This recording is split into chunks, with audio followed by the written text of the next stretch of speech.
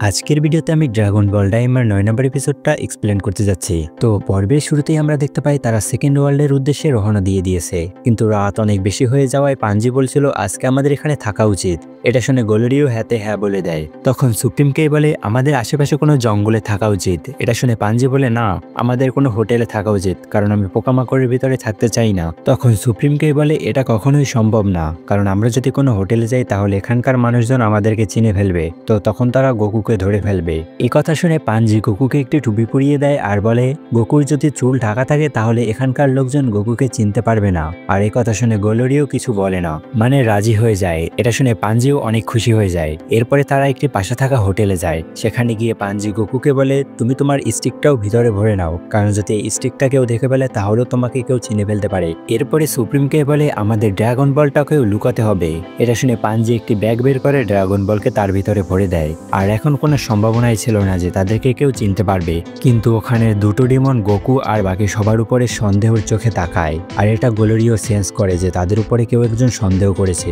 এরপরে গোলেরিও বাকি সবাইকে বলে আমাদের সবাইকে এক রুমে থাকা উচিত, যদি কোনো বিপদ হয় তাহলে আমরা সেটাকে মোকাবেলা করতে পারবো। পাঞ্জি তখন সুপ্রিমকাইকে বলে এই গোলেরিও তো অনেক বেশি বড় লোক। এটা শুনে সুপ্রিমকাই বলে বড় লোক তো হবেই, কারণ এর যে তোমার বাবার হয়ে কাজ করে, তোমার বাবাই তো একে টাকা দেয়। এটা শুনে পাঞ্জি বলে এটা কি করে সম্ভব, কারণ আমার বাবাই তো খেতে পারে না, তো একে কি করে টাকা দেবে। অন্যদিকে গোকুর ওই টুপিটায় অনেক বেশি সমস্যা হচ্ছিল। তখন গোকু এক পর্যায়ে গিয়ে টুপিটা খুলে ফেলে, আর এটা দেখে ওখানে সবাই পুরো অবাক হয়ে যায়। আর গোকু তখন বলে আমার মাথা খুব চুলকাচ্ছিল, আমি এই টুপি পরতে পারবো না। কিন্তু পাঞ্জি জোর করে গোকুকে ওই টুপি পরিয়ে দেয় আর বলে তোমাকে যদি এই টুপি ছাড়া কেউ এখানে দেখে ফেলে তাহলে এখানের লোকজন তোমাকে চিনে ফেলবে। কিন্তু এখন অনেক বেশি দেরি হয়ে গিয়েছিল, কারণ ওই দুইজন ডিমন গোকুকে দেখে ফেলেছে। আর তারা নিজেদের ভিতরেই বলে এই সেই ছেলেটা যে কিনা তামাগামি ফাইটার নাম্বার 3 কে হারিয়েছে, আর ওর কাছে যেই ব্যাগটা আছে নিশ্চয়ই ওই ব্যাগের ভিতরে ড্রাগন বলই আছে। এরপরে তারা সবাই ফ্রেশ হয়ে খাওয়া দাওয়া করতে বসে। তারা যখন খাবার খেতেই নেবে ঠিক তখনই বাইরে থেকে কিছু একটা চিল্লানোর আওয়াজ পায়, আর তারা সবাই ওই আওয়াজটি ফলো করতে করতে ওখানে চলে যায়। ওখানে গিয়ে দেখতে পায় একটি উল্ফ স্থানীয় কিছু লোকজনদেরকে মারধর করছিল। ওই উল্ফটা যখন গোকু আর বাকি সবাইকে দেখে তখন সে তার বন্ধুদেরকে একটি সিগন্যাল দেয়, আর সিগন্যাল পেয়েই তার বন্ধুরা ওই ড্রাগন বলটি নিয়ে ওখান থেকে পালিয়ে যায়। এরপরে তারা যখন রুমের ভিতরে চলে আসে তখন দেখে ওখানে ড্রাগন বল নেই। এরপরে তারা সবাই চারিদিকে খুঁজতে থাকে, কিন্তু ড্রাগন বল কোথাও ছিল না, আর কোথাও কোনো ডিমনও ছিল না। তখন গোলেরিও বলে এই চুরির সাথে ওই উল্ফটাও যুক্ত ছিল। এরা শুনে পাঞ্জি বলে চিন্তা করো না, আমি ওই ড্রাগন বলের সাথে ট্র্যাকার লাগিয়ে দিয়েছিলাম, যদি আমাদের ড্রাগন বল কেউ নিয়েও যায় তাহলেও আমি এর লোকেশন দেখতে পারবো। তখন তারা সবাই দেখতে পায় ওই চোর দুটো আসলে তাদের ছাদের উপরেই আছে। এরপরে আমরা ওই চোর দুটোর সিন দেখতে পাই। তখন তারা দুজন একে অপরকে বলছিল ওরা কখনো কল্পনাও করতে পারবে না যে আমরা এখানে পালিয়ে আছি। এরপরে তারা দুজন ড্রাগন বলটাই শুধু দেখতে থাকে, কিন্তু তখন পিছন থেকে গোকু এসে বলে এতে কোনোই লাভ নেই, কারণ তোমরা এটা ইউজ করতে পারবে না। তোমরা যদি এটা ইউজ করতে চাও তাহলে তোমাদের আরো দুটো ড্রাগন বলের প্রয়োজন। এটা শুনে ওই দুই ডিমন অনেক বেশি শক হয়ে যায়, কারণ তারা দুজন বিশ্বাসই করতে পারছিল না যে গোকু তাদেরকে খুঁজে ফেলেছে। এরপরে গোকু ওই দুই ডিমনকে উত্তম মধ্যম দিয়ে তাদের কাছ থেকে ড্রাগন বল নিয়ে নেয়। তখন ওই দুই ডিমন একসাথে গোকুর উপরে অ্যাটাক করতে নেয়, কিন্তু তখনই ওখানে গোলেরিও চলে আসে আর তার লাইটেনিং অ্যাটাক দিয়ে ওই দুই ডিমনকে এখান থেকে দূরে ছুঁড়ে মারে। এরপরে তারা সবাই ড্রাগন বল দেখে অনেক বেশি খুশি হয়ে যায়। তখন পাঞ্জির কাছে পাঞ্জির বাবা ফোন করে, মানে থার্ড ডিমন ওয়ার্ল্ডের কিং।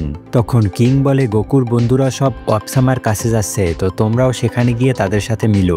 এরপরে সুপ্রিমকাই বলে আমাদের এখান থেকে চলে যাওয়া উচিত, কারণ যেহেতু ড্রাগন বল একবার চুরি হয়েছে তো আরো হতে পারে। কিন্তু পাঞ্জি এতে রাজি ছিল না। পাঞ্জি বলে আমরা এত টাকা দিয়ে এই হোটেলটা বুকিং করেছি, তো আমরা যদি এখান থেকে চলে যাই তাহলে সব টাকা নষ্ট হয়ে যাবে। তখন গোকু বলে তোমরা চিন্তা করো না, আমি সারা রাত জেগে এই ড্রাগন বলকে পাহারা দেব, এমনিতেও আমি আসার সময় শুধু ঘুমিয়েছি। এরপরে তারা সবাই ঘুমিয়ে পড়ে, কিন্তু গোকু একলা একলাই ড্রাগন বলকে পাহারা দিচ্ছিল। প্রথম দিকে গোকু ট্রেনিং করতে করতে পাহারা দিচ্ছিল, কিন্তু যতই সময় যাচ্ছিল তখন গোকুর ঘুম আসতে শুরু করে। এরপরে এক পর্যায়ে গিয়ে গোকুও ঘুমিয়ে পড়ে।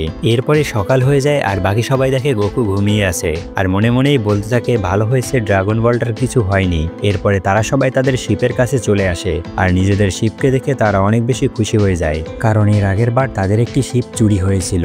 এরপরে তারা শিপ নিয়ে বুলমাদের উদ্দেশ্যে রওনা দিয়ে দেয়। তখন গোকু বলে আমাদের যেতে কতক্ষণ লাগতে পারে। এটা শুনে গোলেরিও বলে আমাদের যেতে কমসে কম একদিন তো লাগবেই। এরপরে সেন শিপটায় আমরা বুলমাকে দেখতে পাই, যে কিনা অনেক বেশি বিরক্ত ছিল, কারণ তাদের শিপ চুরি হয়ে গিয়েছে। তখন হাই হাইবিজ বলে এটা হয়তো তারাই করেছে যাদেরকে গতকাল ভেজিটা মেরেছিল। এরপরে আমরা গতকাল রাতের একটি ফ্ল্যাশব্যাক দেখতে পাই যেখানে ভেজিটা খাবার নিয়ে যাচ্ছিল, তখন ভুলবশত একজন ডিমনের সাথে তার ধাক্কা লেগে যায়। তখন ভেজিটা ব্যাপারটাকে ইগনোর করে ওখান থেকে যেতে নেয়, কিন্তু ওই ডিমন তখন ভেজিটার উপরেই অ্যাটাক করে দেয়। এরপরে যা হওয়ার তাই হয়েছে, ভেজিটা ওই ডিমনকে খুব ধলাই দিয়ে ওখান থেকে চলে আসে। এরপরে সিন প্রেজেন্টে চলে আসে আর ভেজিটা বলে ওরা আমাদের শিপ চুরি করে নিয়েছে তাই না, ওদেরকে যদি আমি পাই তাহলে ওদের খবর আছে। তখন হাইবিজ বলে আমি প্রিন্সেসকে কল করে দিচ্ছি, যখন ওরা এখান থেকে যাবে তখন ওরা যাতে আমাদেরকে পিক করে নেয়। এটা শুনে বুলমাও অনেক বেশি খুশি হয়ে যায়। এরপরে তারা ওখানে থাকা একটি জঙ্গল নিয়ে কথা বলতে থাকে। কথা বলতে বলতে বুলমা খেয়াল করে হাইবিজের সাথে থাকা একটি বেল্টের দিকে, যার কিনা একটি চোখও ছিল।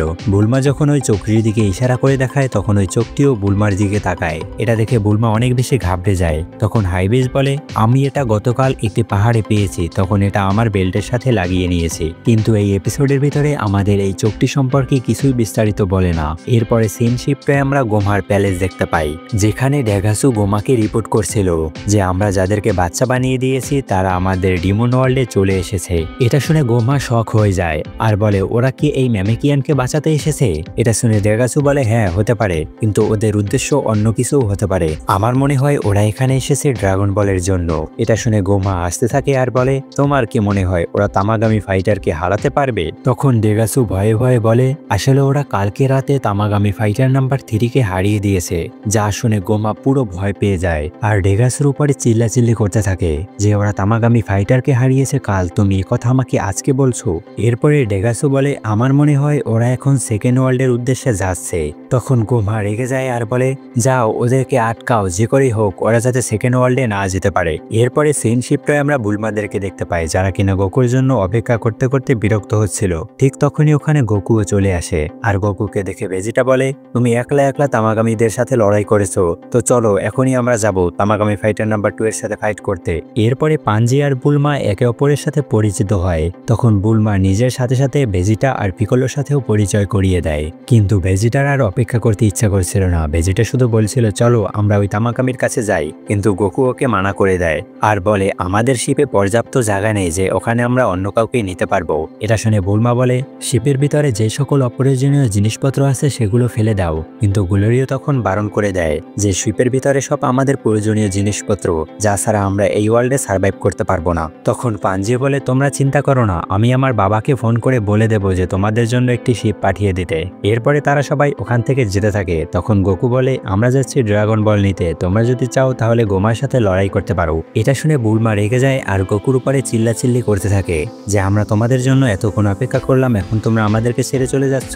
তখন পিকলো বলে এখানে বুলমার জায়গায় কিবিটো হলে ভালো হতো, কারণ ও আমাদেরকে টেলিপোর্ট করতে পারতো।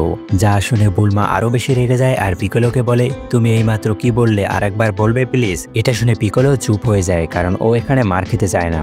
এইসব কিছুর উপরে ভেজিটা অনেক বেশি বিরক্ত ছিল, কারণ সে অনেক দিন ধরে ফাইট করে না। তখনই ওখানে ওই সকল ডিমনরা চলে আসে যারা কিনা ভেজিটাদের শিপ চুরি করেছে, যেটা কিনা এই সব ডিমনদের জন্য অনেক বড় একটি ভুল ছিল, কারণ ভেজিটার মুড এখন অনেক বেশি খারাপ আছে। এরপরে ভেজিটা ওই সব ডিমনদের কাছে জিজ্ঞাসা করে যে তোমরা সত্য করে বলো তোমরা কি আমাদের শিপ চুরি করেছো? তখন তাদের ভিতরে থাকা একটি ডিমন বলে হ্যাঁ আমরা চুরি করেছি, তো তোমরা কি করবে? এরপরে ভেজিটা আর পিকলো মিলে ওই সকল ডিমনদেরকে খুব বাজেভাবে মারতে শুরু করে। এক পর্যায়ে সবাইকে ঘায়েল করে দিয়ে ভেজিটা বলে তোমরা বলো আমাদের শিপ কোথায় রেখেছো? তখন ওই ডিমনরাও বলে দেয় যে তাদের শিপ বেশি দূরে যায়নি, এর আশেপাশেই আছে। এরপরে সিন শিপটায় আমরা অ্যারেঞ্জ আর মারবাকে দেখতে পাই, যেখানে অ্যারেঞ্জ বলে আমার মনে হয় এটা এখন সম্পূর্ণ তৈরি হয়ে গিয়েছে। যা শুনে মারবা বলে হ্যাঁ এটা তৈরি হয়ে গিয়েছে। এরপরে মারবা অ্যারেঞ্জকে সাইবেরম্যান শিট নামের একটি ছোট্ট বীজ দেয় আর বলে এই বীজটাকে বেশি ভিতরে দিবে না, মাত্র 5 সেন্টিমিটারের ভিতরেই দিবে। যা শুনে অ্যারেঞ্জও হ্যাঁ বলে দেয়। এরপরে অ্যারেঞ্জ একটি দীর্ঘশ্বাস নেয় আর ওই বীজটিকে 5 সেন্টিমিটার ভিতরেই ভরে দেয়। এরপরে যখন ওই তরলের ভিতরে পানি দেয় তখনই শুরু হয়ে যায় আসল প্রসেস। এখনই রিভাইভ হতে যাচ্ছে মাজেন বু, কিন্তু যেহেতু এরা সাইবেরম্যান শিট ইউজ করেছে সেজন্য নতুন একটা প্রজাতির এখানে জন্ম হয় যার নাম হয় কিনা মাজিন কু। আমরা সবাই ভেবেছিলাম এখানে হয়তো কোনো ভয়ঙ্কর ভিলেন বের হবে, কিন্তু বেরিয়েছে তো একটা জোকার। তখন অ্যারেঞ্জ বলে যাও গিয়ে তামাগামি ফাইটারদেরকে হারিয়ে তাদের কাছ থেকে ড্রাগন বল নিয়ে আসো। এটা শুনে মারবা অনেকটা অবাক হয়ে যায় আর অ্যারেঞ্জকে বলে একে কি সর্বপ্রথমে তামাগামীদের সাথে লড়াই করানো ঠিক হবে? তখন মারবা বলে এ যদি তামাগামীকেই না হারাতে পারে তাহলে এ আমার কোনো কাজেরই না। অন্যদিকে মাজিনকু একটি ভয়ঙ্কর হাসি দেয় আর বলে আমি বুঝে গিয়েছি। আর এর সাথে সাথেই ড্রাগন বল ডাইমার 9 নাম্বার এপিসোডটা এখানেই শেষ হয়ে যায়। এতক্ষণ ভিডিওটি দেখার জন্য তোমাদের সকলকে অসংখ্য ধন্যবাদ। ভিডিওটি কেমন লেগেছে তা কমেন্ট করে জানাতে পারো আর শেয়ার করে দিতে পারো তোমার অ্যানিমে লাভার বন্ধুদেরকে। চ্যানেলে নতুন হয়ে থাকলে তাহলে চ্যানেলটিকে সাবস্ক্রাইব করে বেল নোটিফিকেশন অন করে দিতে পারো। দেখা হচ্ছে পরবর্তী কোনো ভিডিওতে। তো ভালো থাকো, সুস্থ থাকো, ভালো রাখো তোমার চারিপাশ।